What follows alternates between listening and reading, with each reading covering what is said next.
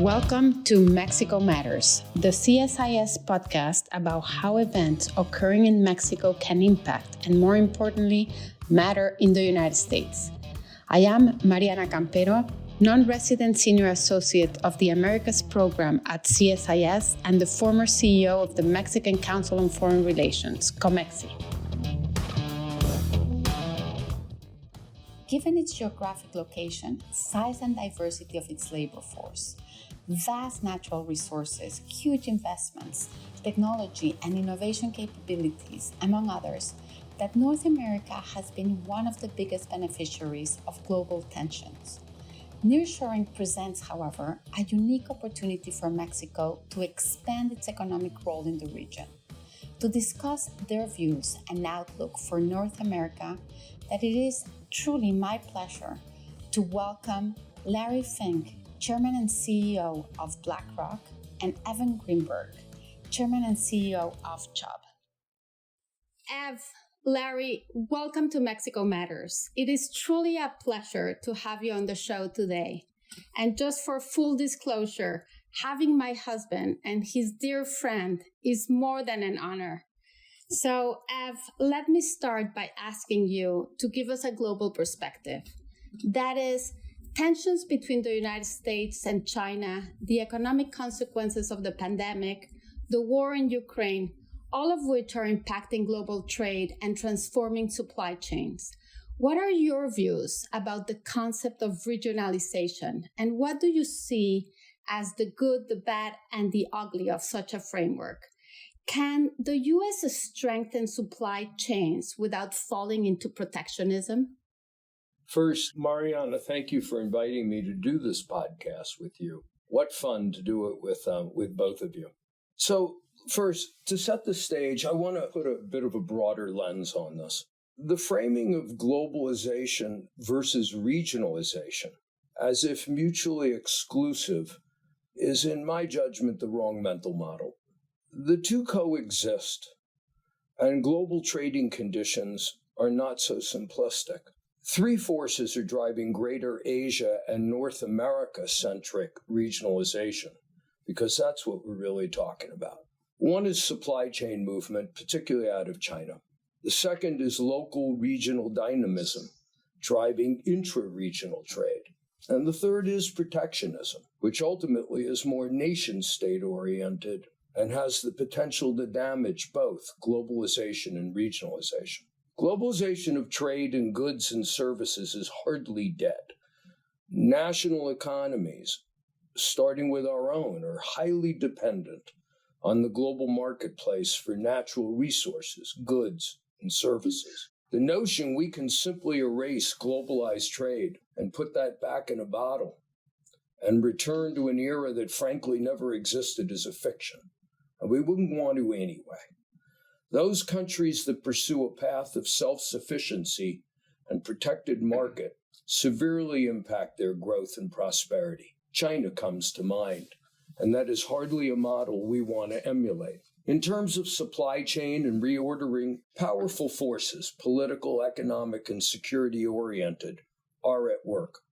And we're just at the early stages of that. On the one hand, it's motivated by the need for greater certainty and reduced dependence on a single source. Think medicines and rare earths. On the other hand, there are political forces at work incenting supply chain movement for either protectionist or industrial policy purposes. There is a fine line between these two, and they're easy to conflate. In our country, industrial policy should be employed with a light hand, and in the case of protectionism, it is built on the notion that trade in a more globalized economy destroys labor, the middle class, and industry. I believe that is a misdiagnosis of the reasons for labor and industry dislocation. It is not, in my judgment, due to rules-based market-oriented trade and opening of our market, which has created huge benefits, including to labor, but rather our failure to enforce trade agreements and market-oriented trade, and a failure to embrace the notion of reciprocity when it comes to opening our markets to trading partners. It is due to ineffective skills training, and STEM education for our workforce, and the lack of an effective trade assistance program. Advancements in technology and innovation in America has also created tremendous dislocation. Nearshoring is a form of regionalization that is taking place. It is part of supply chain movement. North America and Asia are the most dynamic economic regions of the world, and they will be. The trend in Asia, China aside, is towards greater trade liberalization, and the U.S. should be participating in that, and frankly, playing a bigger role in leading. Integration in Asia is deepening, and not simply between China and Asia, but between India, Japan, Korea, and ASEAN countries. Capital flows, technology, people, and trade and goods between them all. I am a firm believer that deepened North America integration is in our national interest. It improves our competitive profile. The U.S. is 26% of global GDP. Our vast private sector, a hothouse of innovation, our rules of law, our vast consumer market, our deep and liquid capital markets. We are uniquely attractive. Along with more decidedly protectionist industrial policy-oriented legislation, we are attracting, and we will attract more business to locate in North America. This is part of greater regionalization. Finally, let me say, we should be more confident in our economic model and lead the world with our vision and not withdraw and become more protectionist. Leading the world in a market-oriented, rules-based open trading system while again enforcing those rules and embracing the notion broadly of reciprocity in terms of market access. That, to me, is the right path for America. I realize much of what I believe is out of fashion in many circles. You're right. Supporting free trade is certainly out of fashion, and in rich countries, it has certainly been blamed for job losses.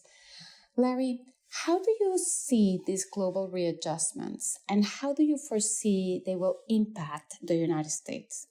In time, everything's going to be fine, as Evan really suggested. We will continue to be the most innovative country in the world, and that through that innovation, and if you just look at the market caps of our 6 largest companies, those 6 companies are larger than the combined almost FTSE and the DAX, to give you 2 major equity markets. That's how large our 5 large companies are. And I think it's just a sign of the innovation that is being created within the United States borders, our hotbed of ingenuity. That is not going away despite the rise of populism, despite how we are focusing on the geopolitical issues, supply chain renavigation. All of this is change. And I do believe this change, we will be a better off destination. And as Evan was talking about, I think North America is going to be one of the primary beneficiaries of this reorientation of the world, a reorientation of supply chains. We have the benefit of having geography that no other place in the world has. We have 2 oceans to protect us on the Pacific and the Atlantic side. We have the 3 major countries of North America. We have mutual benefits that are vastly greater than any of the mutual benefits of anywhere else in the world. So all of this is going to lead to probably a better future for North America. We have to embrace it. We have to fully embrace it. The new order of the world is just a modification. And I do believe this is one of the big issues that's facing leaders worldwide right now. We have transitions of where we are moving supply chains. We have an energy transition. We have a transition away from deflation to now inflation. So all these transitions are throwing new ideas, new issues that are confronting us. And some of them are going to be difficult. But as a global investor, as we see the flows of investors worldwide, the amount of interest to invest in North America today has never been larger. We have deeper, broader conversations than ever before. As Evan has suggested, we are seeing many supply chains re-navigate itself. And I think that renavigation of supply chains is a necessary outcome. When the world order was changed by the Ukraine invasion by Russia, and we've witnessed the dependencies on Russian gas throughout Europe, every boardroom, every management team had to reflect what are our dependencies. And probably in world trade, the greatest dependency has been the growth and development of China as a place of manufacturing and assembly. And I believe today, everybody's looking at it, we can't afford to have those type of dependencies. And it's obviously being aggravated by rising populism. It's rising because of protectionism. But in both of those cases, whether it's populism or protectionism, the outcome still is great for North America. And this is why I remain to be as bullish as I've ever been in the investing of North America. Yes, no doubt the opportunity for North America appears to be amazing. But let me now bring this conversation down to Mexico and talk a little bit about competitiveness. Ev, you not only know Mexico very well, you have been in the country for years, and you have a huge business here. But you also know Asia. In fact, you do business in Vietnam and Thailand and Malaysia and Indonesia, a lot of the countries that have benefited from supply chain movement. In your view, what conditions will have to be met by Mexico in order to be able to compete with Southeast Asia and attract more of these investments? Mariana, to begin with, Mexico has a huge advantage. It has the advantage of location, its proximity to the United States. Yep. As a result, over the years, a deep supply chain has been created around a number of industries: physical infrastructure, transportation, labor, energy-related infrastructure in support of these supply chains. We're deeply intertwined, and it's spreading to other industries. And nearshoring is a powerful wind at Mexico's back, as Larry elaborated. On the other hand, in my judgment, Mexico has weaknesses that are and will inhibit its development in terms of reaching its full potential. And it's not unlike many other countries. These create disadvantages relative to some other more heads-up or ambitious countries. I'll name a few. A lack of whole-of-government policy to attract business and grow the economy. The inefficiency of bureaucracy due to the incredible loss of experienced and talented technocrats. Mexico has been known for decades for its technocratic capability, and yet there has been a hollowing out. And this inhibits the ability of foreign business to establish quickly and efficiently. We all know protectionist energy policies that are damaging availability and affordability, which are critical to manufacturing and technology. There is a lack of skilled labor in Mexico. But finally, and maybe most important, the rule of law and insecurity.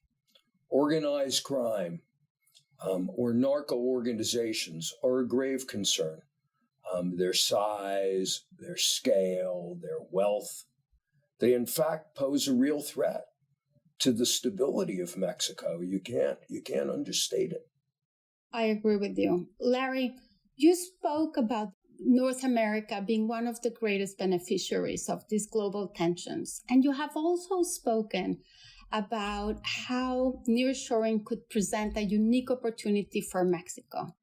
As someone that knows Mexico so well, and you travel there constantly, what advice would you offer the country at this moment to capture this unique opportunity? I think the political leadership should be standing on tables, pounding with tin cans, saying, we're open for business. The greatest frustration most business leaders have is as they start reconsidering their supply chains. Obviously, Mexico is one of the top choices, but there is this worry that Mexico has not been open for business, that Mexico has its structural problems that Evan so vividly described. And so Mexico is certainly growing. It's evident by the rise of the peso over the last year. We're seeing more and more investing coming into Mexico. I'm actually particularly frustrated as a believer in Mexico for years and years and years that it is not standing up and saying we're open for business and rule of law will be protected for all the businesses that are coming into Mexico. Where all the manufacturing is in the northern part of Mexico, and that's where we have labor issues. We don't have enough labor in some of the northern provinces and states of Mexico. And so all of that just is leading towards, I would say, a continuous underachievement. And it's underachievement from its potential. Now, unquestionably, Mexico is so much stronger in 2023 than it was just 2 years ago. But is it reaching its full potential? I don't think so. I think there's even greater and greater opportunity. And so Mexico has an enormous amount of opportunity, and it's growing through that opportunity, but it's still underachieving its potential. And it is very necessary. And my frustration has always been, my deepest frustration in Mexico is not just the political issues, but if I'm in a room of 20 leading business leaders of Mexico, I'm in a room of 20 pessimists about Mexico. I have never witnessed a country where the business leaders are pessimistic. I tend to be, when I have my dinners with a bunch of leaders in Mexico, I'm the most optimistic person in the room.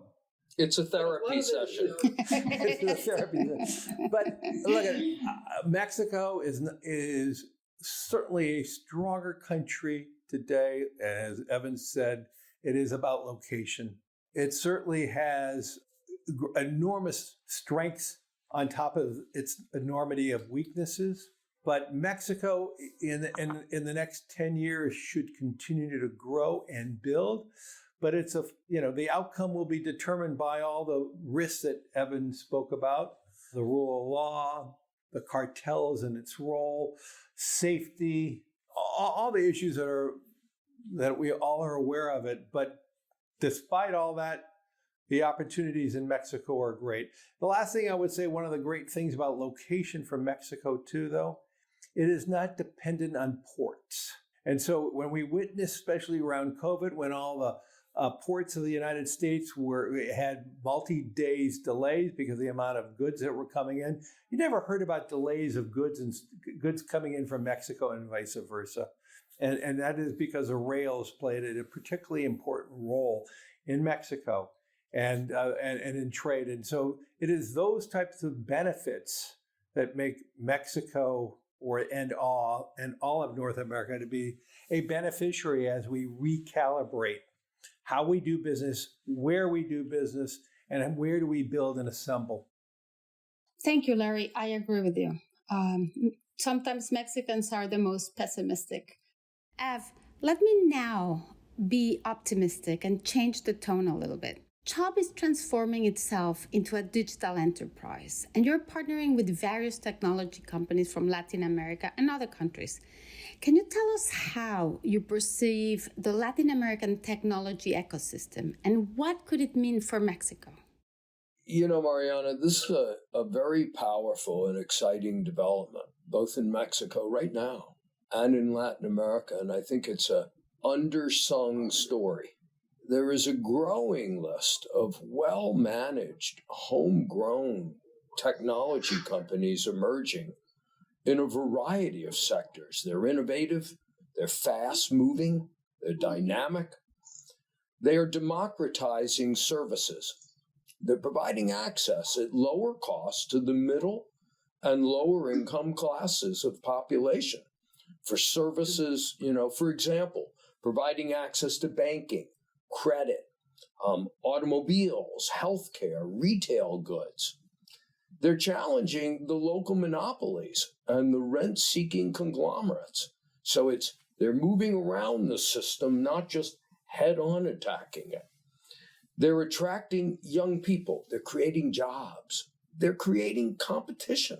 it really is an exciting development, I think, for the region. And, where the region is like Asia, underdeveloped historically in terms of physical infrastructure, digital infrastructure is making up for that and is actually modernizing and making a lot of the physical infrastructure obsolete.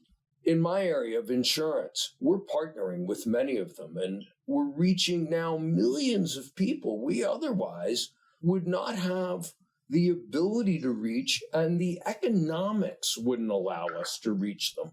And we're providing them with basic coverage and protection they otherwise would never have access to. So it's early days still, but it's a very powerful and optimistic force for the region and Mexico. Yeah, no, absolutely. The impact that these technology entrepreneurs are having or could have in the region is a story that only very few sophisticated investors have actually focused on. It is not catching the headlines. And I would say that the same goes to other forms of foreign direct investments. Larry, 3 years ago, A.T. Kearney dropped Mexico from its top 25 investment destinations. Yet, Mexico is a country that, besides its geographic location, free trade agreements, as we said, it's still catching the eye of investors. The country has shown fiscal discipline. It has strong internal savings, thanks to the Afores, and offers very attractive interest rates. What will it take, in your view, for Mexico to go back into that top 25 list? First thing I would say, don't listen to them, because Mexico has been one of the top destinations of capital in the last 2 years, whether it's, building up factories and plants and all that. But as an international investor, we are attracted to invest in countries that have a central bank that is independent, that has a finance ministry that is strong and is focusing on fiscal discipline. And also probably one big difference with many other countries that has a very strong retirement system. And the Afores in Mexico really gives Mexico a very unique advantage. As wealth is growing in Mexico, as savers become long-term savers and are investing more and more as a percentage of GDP in their savings for retirement through their Afores, that creates a foundation of equity purchases that is local. And when you are an international investor and you're trying to import capital within the country, that is one of the first things we look at. When we invest in infrastructure, and we have invested in many major projects in infrastructure in Mexico, the first thing we do is get co-investments within the Afore system to get local investors investing side by side with international investors. This is key because you want to, if there's ever a change in government or a change in behaviors by government, if they're going to do something that will create harm for the investors, we want to make sure that if they do that, it's harmful for all investors.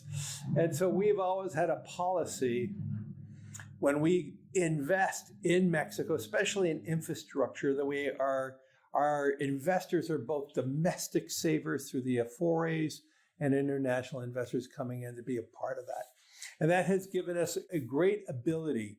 And then as more and more international investors get a fair, reasonable, and just return for the risk they took, and they are getting the returns that they sought out when they invested, or higher returns than they sought after, they're going to reallocate more and more money into Mexico. So for any system, it requires a foundation of domestic investing side by side with international investors. When international investors lose money investing overseas, it's generally in countries that have a very weak and shallow domestic savings market and a very shallow and weak domestic retirement market. And these are some of the long-term issues that have to be addressed. But Mexico is the beneficiary of having that strong retirement system in the form of the Afores. The one thing that how you framed it out, we may be an international investor, but in Mexico, we're Mexican. So our office in Mexico is not a bunch of New Yorkers, but we have an incredible local staff of Mexicans that are driving our business for Mexico in Mexico. Thank you very much for that answer. Ev, the Mexican economy is intertwined with that of the United States. As you know, 80% of our exports go to the U.S. market. In fact, we have now become the United States' largest trading partners. It is for this reason, right, that they say that when the United States sneezes, Mexico catches a cold. In the context of higher inflation, higher interest rates, a growing national debt, tighter credit, the U.S. economy has proven to be incredibly resilient. Do you still believe the U.S. is heading for a recession? First, look, no one knows with certainty, and we're talking odds here. In my experience, inflation is more stubborn and takes longer to tame than many imagine. The Federal Reserve has taken decisive action, and the effects have not been fully felt yet. Credit conditions are tightening, and the cost of money is rising. On the other hand, from a fiscal perspective, we had one of the greatest periods of government wealth transfer to citizens ever experienced. And the government is continuing to stimulate the economy through various recently passed legislation that we all know. Labor markets are very tight. Consumer spending is robust. Demand for housing is high. And credit losses are beginning to rise. So we're talking odds, not certainty. And to me, the odds are we slow to recessionary conditions, likely shallow, before the fight against inflation is over. For me, stagflation is my mental model. You're showing your age on that one. Yeah. I think I may have shown it earlier. Yeah. The first question, my answer was dinosaur-like. Yes. Larry, let me ask you the same question. How do you foresee the economic outlook for this year and for next year? I don't see a recession in the next 16 months at all. But I do see persistently high inflation, not stagflation, but it's going to be hard to bring it down below 4 or 5%. We just have very bad governmental policies. Our immigration policies are so fixated on the migrant problem, we can't have a proper immigration policy. We have labor shortages in so many industries. And Evan spoke about it. The Biden administration has created over $900 billion of fiscal stimulus. This fiscal stimulus is larger than any fiscal stimulus at any time in our history when there was not a pandemic or a crisis. That's the CHIPS Act, the Infrastructure Act, and the IRA. And so at the same time now we have job needs in so many industries. We have this J curve in some of these fiscal stimulus that are just beginning now. And it's accelerating this problem that we have related to, to workers and availability of workers. And so I see we're going to have wage pressure for the coming year and a half. The other thing is because we had such a persistent period of time of low interest rates, the transmission of higher interest rates, and I would say where the Fed funds are today, they're pretty high. We're back to where we were almost 20 odd years ago.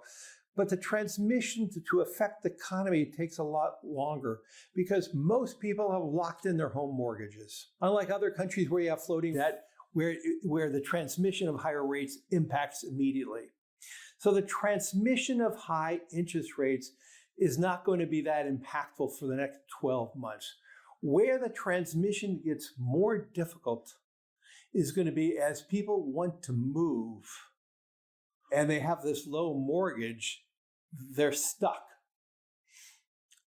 They're stuck because if they now move to another house, they're going to get now a new higher mortgage. Right. And so the reality is what it's going to do, it's going to slow down the movement, the transmission. The positive side, it's very slow for the transmission of high rates to impact, but over time, its impact could be even more severe as this pent up occurs. Evan mentioned in the debt side that much of the corporate debt, especially in the private debt area, is more floating. That's where you're starting to see more rising defaults. And let's be clear, most people buy cars on a monthly installment.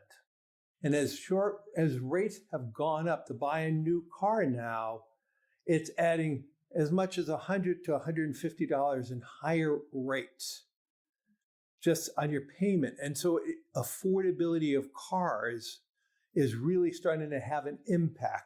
You've witnessed now companies like Tesla, they have repeatedly lowered their price of their cars because they want to provide a total cost of an automobile to be virtually the same. So they're trying to pick up more market share. So they're at the short run, they're dwindling their profit margins by lowering the cost, but they're doing more and more volume. And you're starting to see those types of behaviors. But so the economy is going to be very resilient, as Evan was talking about. Innovation, AI is going to create more resiliency. There's a possibility that AI may be the technology that really that elevates productivity. It may be the technology that resolves some of the labor issues because you're going to be able to use technology to substitute in some of the areas of the workforce where technology is going to substitute some workforce. And we see that in all technologies. And so there's a lot of uncertainty about how technology is going to transform it. But I think one of the fundamental reasons why we have persistent inflation is, as we were talking about supply chains, let's be clear. Most companies have been in China because it is the most efficient, cheapest destination for supply chains. Right. Okay, we are now moving and building new supply chains. We have not asked ourselves at what cost. So I think this is another issue why we have more persistent inflation. So all of that, in my mind, is going to create a more elevated inflationary environment until the transmission of higher interest rates start truly biting into the economy, biting into the housing markets, biting into the car markets. And let's be clear, if the UAW has a strike against the auto companies, on top of all the issues of higher interest rates, and now they have higher wage costs, getting back to the issue about not enough workers, it could put a great squeeze in corporate margins. And then we could have a fall in the equity markets. It would probably then exasperate any type of fall in the economy. I don't see, at least for the next 4 quarters, a recession because of the transmission time. But, could this elevated interest rate cycle create more economic problems out a year? Yes. And that's one thing that I am worried about. Before you briefly touched upon the peso, and as you know, mainly due to carry trade, export remittances, the Mexican peso has had an amazing ride in the last few years. Today, I think it's trading, around 17 or 18 pesos per dollar. What do you think could reverse this trend? A rule of law, fear, instability. Mexico has an election, in June next year? Many issues that could reverse the trend. I tend to believe the peso rallied too much too fast. I mean, that's a big rally in 6-8 months. I mean, I think 18, 19 is where it should stabilize for a while. But Mexico has lost, some of its basically affordability by the very large rise in the peso. Look at the peso, we all know systematically has devalued for the last 15 years. And it reached a point, it stabilized around 22, got as high as maybe 25, but it really stabilized at 22. But I think from 22, it got as low as 16 in this most recent rise, is a function of how much remittances are coming in there through, building out factories and plants. But I think at 16, 17, it became pretty severe. It really impacted profitability. So it's going to stabilize somewhere in between. I don't see it going back to 22 or 25 unless there's really some severe challenges to the economy. And most of the challenges of the economy is going to be more governmental and rule of law and political. Yeah, and political. But I don't see it going to 15 either. Ev, let me ask you the last question of this podcast. As someone who takes and manages risk on a daily basis, what is the biggest risk you see in Mexico right now, and why should it matter to the United States? Yeah, Mariana, I want to add also to Larry's about the peso. The carry trade has been very powerful. Mexican interest rates have been very attractive on a relative basis. And I'm with Larry. As U.S. interest rates rise, I think that's going to become less attractive.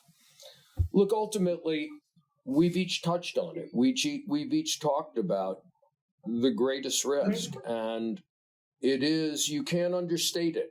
It's an existential threat. And by the way, this podcast, as I understand it, is about framing Mexico to policymakers and influencers, framing Mexico in a way that we look at it through the lens of American national interest, because Mexico is in our national interest. It's part of North America. And insecurity and the rule of law and the organized crime in the country is the greatest threat. The strength of institutions, starting with the judiciary to administer, and the police to enforce, the strength of those institutions are under threat. They're not strong enough. And yet the organized crime grows continuously. I can't say it any more plainly than that. It's a threat to business. It's a threat to civil society in the country. Unfortunately, we have come to the end of this episode. I really want to thank both of you, our guests, Larry Fink, Evan Greenberg, for taking time to participate. You asked me to give you the last question, so go ahead, and it's all yours. My question is very simple. Larry, my favorite Springsteen album is Greetings from Asbury Park. Really? Yeah. What is your favorite? The River. Well, since the three of us are going to go see the concert, hopefully Springsteen will be playing those too. I'm truly grateful for such an interesting conversation. To all our audience, I am Mariana Campero. Thank you very much for listening. And thank you, Larry. Thank you, Ev. Lots of love. If you enjoyed this podcast, check out our larger suite of CSIS podcasts. From Into Africa, The Asia Chessboard, China Power, AIDS 2020, The Trade Guys, Smart Women, Smart Power, and more. You can listen to them all on major streaming platforms like iTunes and Spotify. Visit csis.org/podcasts to see our full catalog